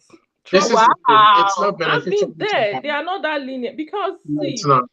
the thing is, all these their assessment courses, all these their clinical, you still have to do everything. Even Everything if back you here. finish LPN and you want to bridge to be an RN, it's 2.5 years. You're starting from scratch. You are starting from You're scratch. starting from They scratch. only offer the benefit of those 3 electives, and that's it.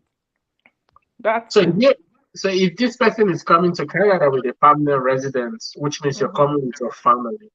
So it's a good thing. We say congratulations to you. You know, Yeah. come in and do your landing, right? And you're in your third year.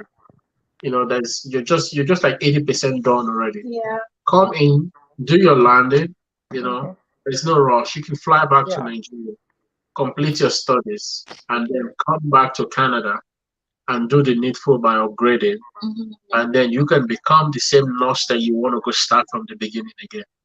Yeah. You'll be very, very happy and glad to do that. Yeah, because you don't want to lose 3 Because years. one, if you come into the country, there's no guarantee that within 4 months you're going to get admission to get into nursing. Like Yeah. 0 to 10. That's another thing. So you can be on the wait list for like 1 year, 2 years, 3 years, and then you might just get frustrated and then choose another pathway. Whereas you could spend just remaining 1 year in Nigeria, graduate, get your degree, come back to Canada, and then do your upgrade and certify, and then become that nurse that you want to become. I hope this helps. When I get a PR, I have to come and do my landing. What's the maximum time that I must come and do my landing? So once they give you, I think they give you 1 year. 1 year, yeah. Yeah, within 1 year, you come do your landing. For you to come do your landing. And then once you do your landing, you can always go back because there's no rush, right? It takes you about 2 to 3 years for you to get your citizenship. Yeah. In the country, you have to be within the country. Yeah. But then you can go back, finish your studies, come back, even if it's going to take you 5 years to get your citizenship, there's no rush, right? You can always get that, but just get that degree done, especially when you've gone this far. You don't want to waste all those knowledge and those resources. Yeah. Yes, thank you so much. And Vivian, I'm not sure I got this question. Say, as a registered, can I move out to do nursing? You mean you want to? I'm not sure. Like you are RN already, then you want to come and do nursing here? Because if that's the question, you are going to have to. You are starting all over again. Because does the RN does the RN amount to anything if they are coming to do BSc? You might not even Of get. course.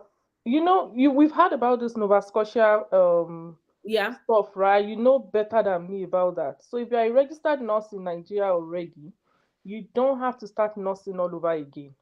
So there are many programs now, even in Alberta. I know it's a long process, but you don't have to do nursing anymore because right now we are short staffed and we're in a crisis. Yeah.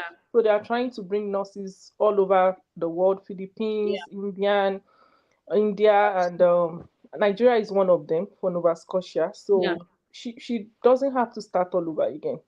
As long as I think she just needs to write NCLEX and do some stuff. Yeah, but you don't have to go back to school. If you're lucky to get into this process and you go to one of those remote areas, you can benefit from it. Like, there are some taxes you don't pay. If you take your loan, you can wipe off your loan if you stay there for a number of years. So there's a lot of benefit attached to it. It's just that you're going to be there for like 2-3 years max, as the case may be. That's one of the good things. She's not a nurse. Debbie's Corner is not a nurse. Oh no, I'm not a nurse. I'm not a nurse. I'm into policy, but what you're looking for is basically how to get an on-campus job Q&A that I did with somebody else. So that's the video that you're probably looking for. I don't talk about immigration on there just because it's also a business on the side, but I get all of them on Instagram. So yeah, not a nurse. Okay, thank you so much. Thank you. So for the Nova Scotia video, it's going to premiere on Sunday. I already said it to premiere. YouTube will premiere it 12 p.m. Canada time. I think that should be about 7 or 8 p.m. in Nigeria, and then 1 p.m. in USA or something like that. So just put on your notification, you get notified, and you can watch the Nova Scotia video. Then I have another video coming up on how you can get sponsorship down here, but that maybe I'll post that during the week or something like that. So Nosti, the nursing sector here and that of Saskatchewan, is there any major difference you have seen, like the world area? Honestly, it's the same as per work. It's the same, just like different. Like we were using a different pump. IV pump. You have a question. You have this thing here. No, continue, please. Yeah, like when I was in Saskatchewan, I worked medicine, and we had a different pump, IV pump. So it's different here. And then our medications quite different. They use something like a different brand in Alberta, but not like if you know the basics, you know what I mean, right? Yeah, you survive. So Joby's gonna drop your email in the, I don't know which person that is. Yeah, I just put my email address in the chat box for someone that was asking. Okay, I'm not sure I've seen it here, but anyways. I've not seen it here. But anyways, I'm going to Mr. Marcos already sent me the link to their business page. So I'm going to pin it on my Instagram story. Ife_Ofela is my IG name. So I'll Okay. go and pin it there so that I can search for them. Perhaps you need their help to navigate your yes. Also, since we're going around this for international students, if you're coming, like I did mention, it's not cheap, it's expensive, but when you come in, it's easy because it's easy in the sense that if you come with a mindset of being a student, there's a lot of scholarships that people don't see, people overlook, you know, they Yeah. don't think you can actually get a scholarship in a year that you don't even have to pay your tuition fees, Hmm. but you need to work for it. You know, we have scholarship like Dean's Scholarship. We have scholarship like from each faculties, scholarship from organizations, scholarship from NGOs, government, you know. There are thousands of scholarship going on in your university when you start your program. You just need to be at 85 at every semester, every class, and then you can be making money while you're going to school. So if you're in Canada, if you're coming to school, get prepared if you want scholarship, and then it will help you reduce the X amount of dollars that you're going to be paying, especially in this time where Nigeria currency is unpredictable. So you can get scholarship, and scholarships are very, very, very, very helpful, and Of they're very course. good. Of course. With Of the course. scholarship. No, Steve, you have a YouTube channel. No, I don't. I don't have a YouTube channel. But whatever you need, you can always ask Nurse Ife. She's Yeah, I very will. proactive and yeah, she's more than willing to help, I believe. So I and also. Nurse Ife, you can also refer them to the IEN group, Yes, yes, especially sure. nurses back home. So Yes, there is a WhatsApp group, so you can just ask Nurse Ife yes, anything you yes. need. Yeah. There's a WhatsApp. There's one WhatsApp group, but you have to begin NNAS before you can, or you have to be on your route. Maybe you are doing Nova Scotia or doing any one of it. That I will Mhm. verify before you can join because I like action. I don't because people they just join every group they find. And they sit there. Yeah. I also have a WhatsApp group for international students. They're You do. looking You have one. yes, for international students. I think WhatsApp. for those are the ones that are here already. Those are I don't already already. So Okay. I have the one for the ones that are in Nigeria too, looking for Okay. And that will be agents Oh, very okay. good. I'll get the link and I can always share it. So you for share sure. information on the WhatsApp group, right? To those that are already in Nigeria and open to Mhm. come. Okay, I'll get the link and I'll share everything. So I want to apply for Canadian visa. How do I apply? Visa for what? Is it study visa or what do you want to apply for? visiting visa, There's a lot of different visa, kind of visa. specific. Somewhere we are living. So let us know which one is so that we can answer your questions sharp and then we can call it a day. We almost spend 2 hours here. That's a lot of money. I'm going to have to pay for tea That's and true. not Canada. If I have to pay her for 2 hours, that's a lot of money. I So, know. Yeah, and if I have that to is pay true. Mr. Marcos for immigration consultation for 2 hours, he's going to charge nothing less than $500. Our consultation fee is not expensive. Don't worry, you can you know, afford it.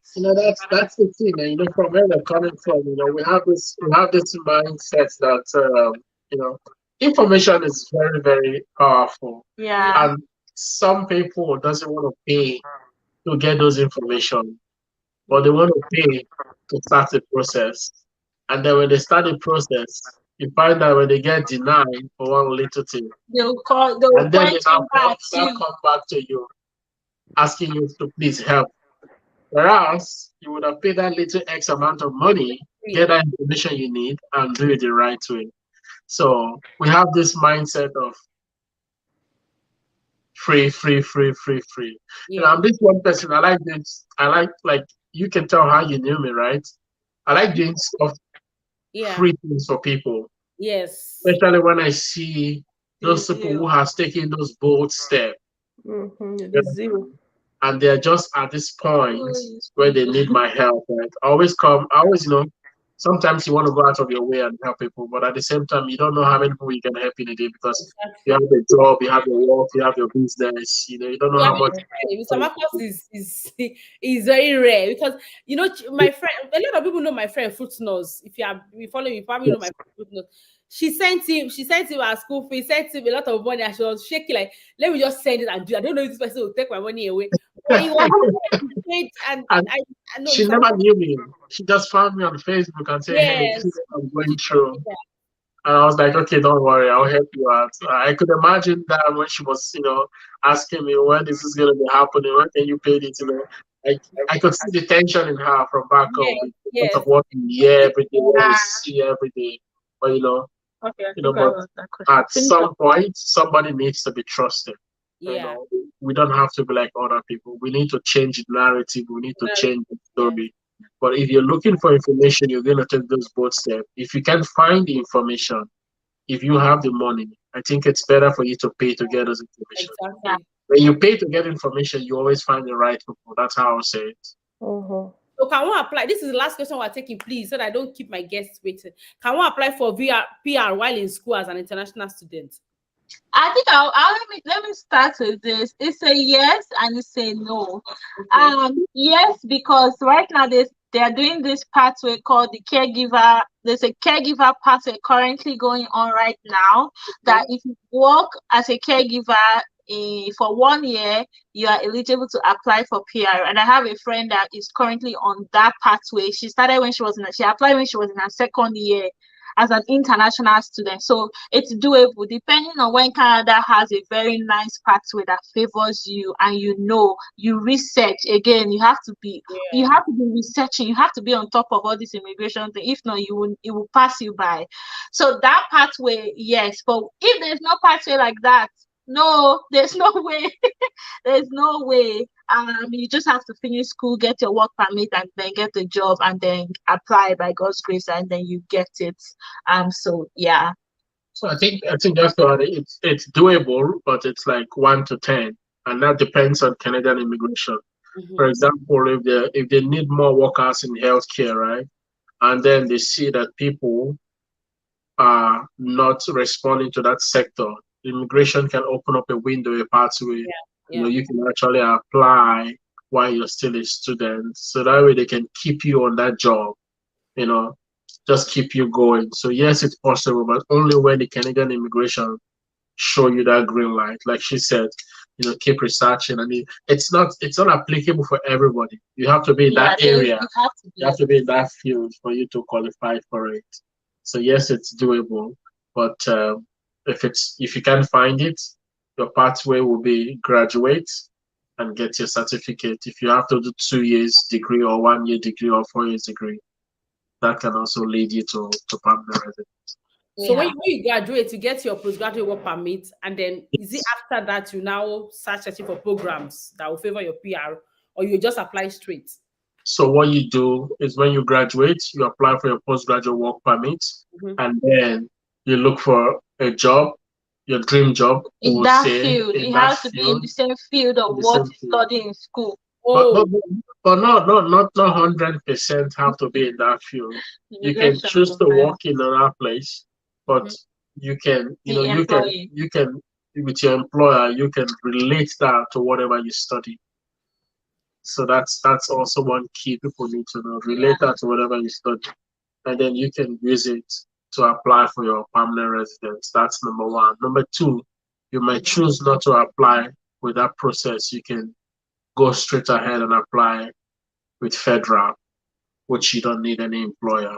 You just need to find a job, get your right document, apply with the federal. So you can go through the federal scheme, and then you can still get your permanent residence.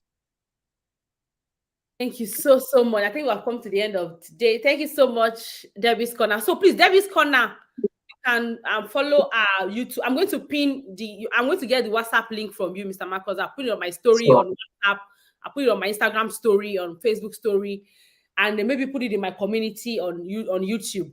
So he said he has a WhatsApp group. He also has the business page. I'm going to pin everything there. This person is just coming. And I have masters in nursing from okay. Well, this person, you already have a registered nursing, you have your BS, you have your masters. Well, I feel it's your relocation should not be so hard. There are a lot of roads opening up. So I have a Yeah. video coming up tomorrow on Nova Scotia, because before the problem we had before was NNAS, but now that NNAS is going off, right. I know that we have more people that will come into Canada. Then you can also look for I think what you want to do now is try and pass NCLEX. If there's a way you can register with JSNA or CGFNS, pass NCLEX.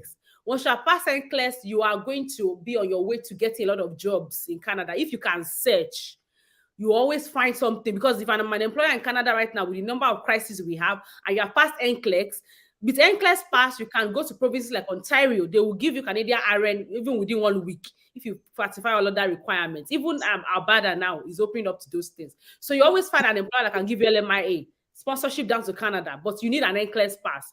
It's very important because they will want to bring you and then you start working as HCA. It doesn't, except you have the temporary license. If you fit into temporary license, Ontario has temporary license, Alberta has temporary, most of them has temporary license.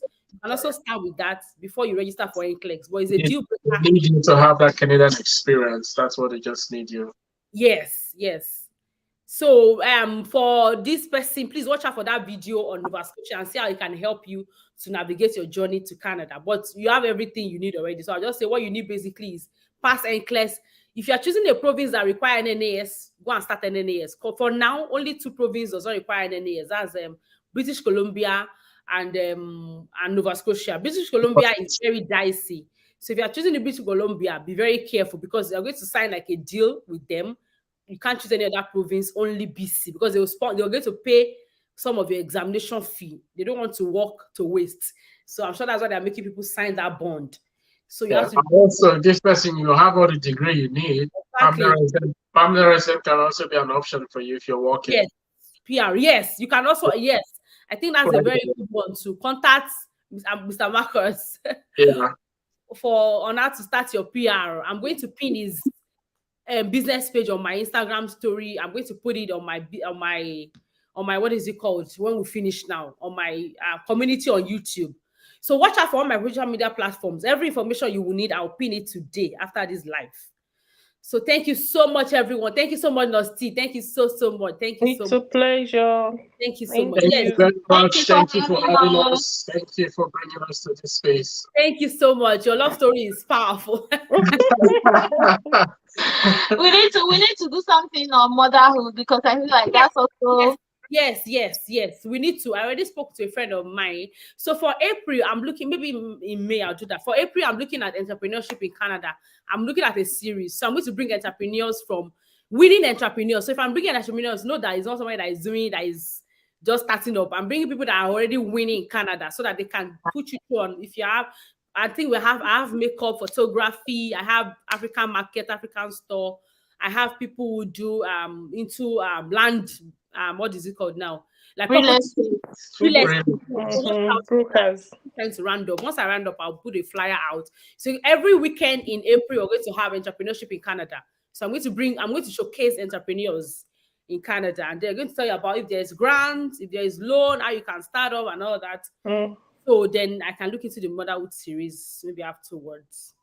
Yes, something to look into. Thank you so much, everyone. I really enjoyed this live chat. Thank you. So bye for now. Thank you very you guys. Thank you guys. Bye. Do you have any questions? Yes. Yes, I'm going to be all your social media platforms. Yes, Mr. Marcos, send me the link to the WhatsApp for sure. For those in Nigeria. Yes. Yes, I will send it to you. All right. Thank you so much. Bye. Bye. She slept good. Yes, she did. I'm watching her here. She's still sleeping, so that's good. All right, guys. Bye, guys. Bye.